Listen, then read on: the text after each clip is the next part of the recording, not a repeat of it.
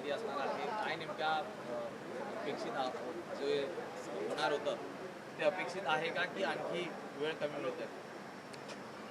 महाराष्ट्राचं अर्थसंकल्पीय अधिवेशन 23 फेब्रुवारी ते 25 मार्च असं आत्ताच कामकाज सल्लागार समितीमध्ये जाहीर झालेला आहे. 6 मार्चला राज्याचा अर्थसंकल्प मांडला जाईल आणि नंतर त्यावरती चर्चा होईल. अर्थसंकल्प मांडताना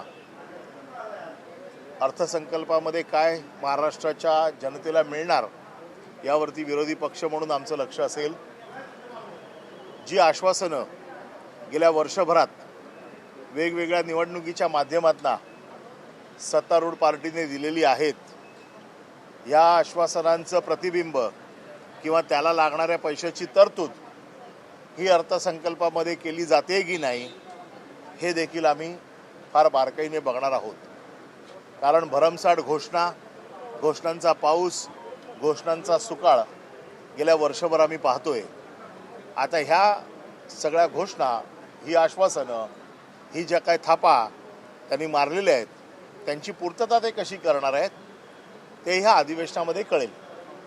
आणि जरी सत्तारूढ पक्ष हा जरी संख्येने मोठा असेल तरी देखील विरोधक म्हणून आम्ही कुठेही कमी पडणार नाही याची आम्ही काळजी घेऊ. दुसरीकडे विरोधी पक्ष नेता जे निवड होणं अपेक्षित होतं, मागच्या वेळी देखील नागपूर अधिवेशनात झालं नाहीये, यावेळी देखील होईल का? काय अपेक्षा आहे? सरकार विरोधी पक्ष नेमेल का? सरकारला तर विरोधी पक्षाचा आवाजच नकोय. त्यांची तर अशी अपेक्षा आहे की कोणी बोलूच नाही. परंतु एक गोष्ट मला नक्की माहिती आहे, मी विधान परिषदेच्या बाबतीत तर नक्की सांगू की आमचा प्रत्येक आमदार हा विरोधी पक्ष नेता आहे आणि विरोधी पक्ष नेत्याप्रमाणेच तो आपली बाजू मांडत असतो. त्यामुळे ह्यांनी किती कायद्यांची पायमल्ली केली, किती कायदे पायदळी तुडवले, म्हणजे ज्या घटनात्मक पदांच्या बाबतीमध्ये सरकारने अतिशय दक्ष असायला पाहिजे ती घटनात्मक पदं देखील देण्यासाठी त्यांची मानसिक तयारी नाही.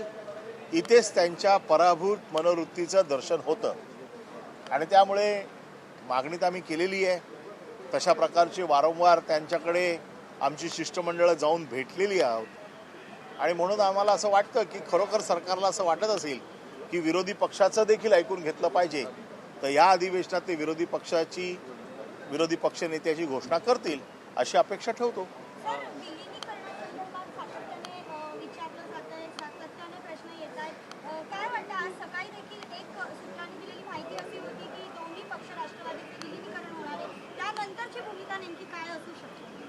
मी राष्ट्रवादीचा कोणी नाही, मी सुद्धा नाही आणि आम्ही तिघेही ते राष्ट्रवादीचे कोणी नाही आहोत.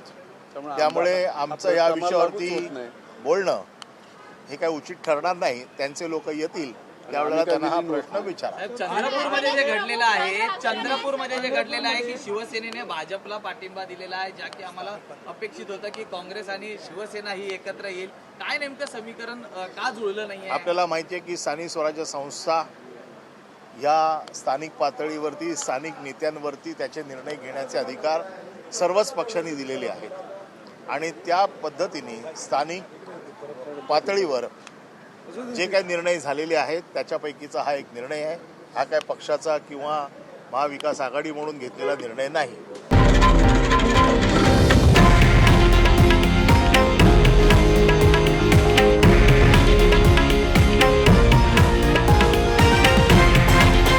हे आहे देशातील नंबर 1 न्यूज नेटवर्क आणि आपण पाहत आहात TV9 मराठी, एकमेव.